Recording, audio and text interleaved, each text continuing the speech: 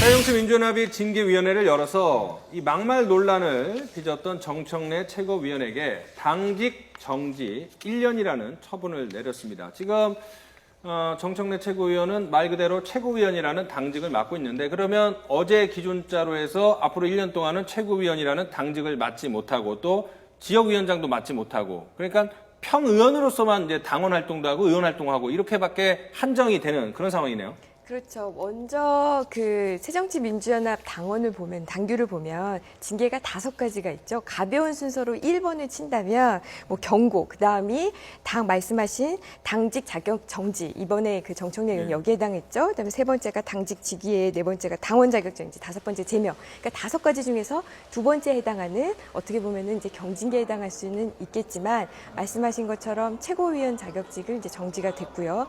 그다음에 지역위원장도 할 수 없게 됐습니다. 하지만 가장 우리가 주의 깊게 봤던 게 과연 내년 총선에 나올 수 있냐였거든요. 만약에 당원 자격이 정지되거나 아니면은 제명이 됐다면 내년 총선에 못 나오죠. 그렇죠. 그러나 어쨌든 내년 총선에 나올 수 있는 자격이 어쨌든 갖춰졌고, 대신에 최고위원으로서의 어떤 지나 지역위원장으로서는 활동을 할 수 없게 됐죠. 네, 총선, 규정상 총선은 물리적으로 가능하게 됐지만 좀 들여다보면 지역위원장직이 정지됐거든요. 그러면 아무래도 지역구에서 활동을 하는데 제한을 받게 되겠고, 당연히 총선에 영향을 미칠 것 같은데 타격이 불가피해 보이는데 어떻게 보세요? 일단은 그 여러 가지 이제 공천을 하게 되면 기준 점수가 있습니다. 각 당마다. 거기에 대해서 일단 어느 정도 본인은 손해를 볼 것이고, 또 하나 변수 중에 하나가, 이게 이제 문제는 지역위원장으로서의 활동을 1년여 동안 못하게 되지 않습니까? 이게 맞물려 과거 사고당부로 지적할 수가 있어요. 예를 들면은. 그 마포울 지역구지 않습니까? 네. 마포울 지역구인데 사고당부로 지정은 이 지역위원장을 새로 선발하는 그런 상황도 올 수 있거든요. 그래서 본인으로서는 일단은 이론상으로는 내년 총선에 출마가 가능하지만, 물론 뭐 무소속 자격이야 얼마든지 가능합니다.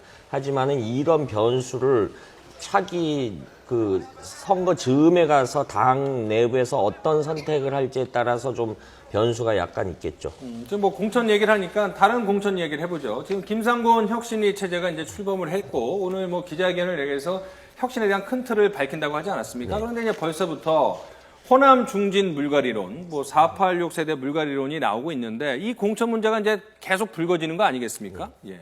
일단은 기본적으로 호남 의원들은 인식이 왜 매일 호남이냐. 지금 이 새정치연합의 2가지 큰 흐름은 뭐냐면은, 호남이 기반이라고 하면서 사실은 호남 출신의 대선 후보가 없거든요. 네. 없거든. 그런데도 왜 호남 얘기를 하냐는 게 호남 쪽 의원들의 이야기고, 당의 외연을 확장하기 위해서는 그 영남이라든가 수도권으로 확대를 해야 되는데, 그런데 말끝마다는 왜 호남의 지지 기반을 뒀다는 얘기를 하냐, 이런 부분에 대해서 호남 다선 의원들하고 이제 486 의원들이 이제 반발을 하는 거죠. 기본적으로 이종걸 원내대표는 이 문제가 확산이 되자 어제 특정 신문에 그 2가지가 나온 건 완벽한 오보다, 믿지 말아라, 이렇게 해서 좀 진화에 나서는 모습입니다. 네.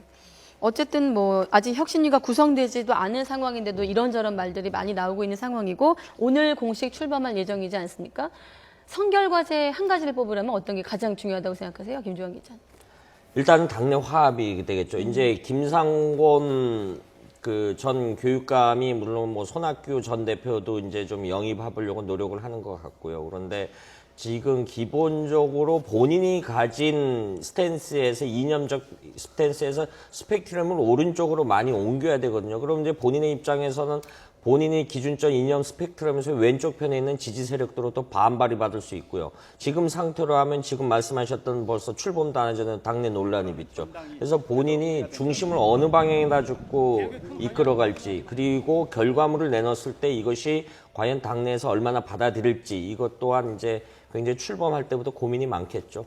짧게 마지막 하나 더 질문을 해보도록 하겠습니다. 김상곤 위원장이 개파로 보면 중립인가요? 아니면 문재인 대표랑 친합니까? 김한길 전 대표 같은 비노 쪽이랑 친한 인물로 분류를 할 수 있을까요? 일단은 본인이 이제 서울대 교수도 하고 교육감도 하고, 이번에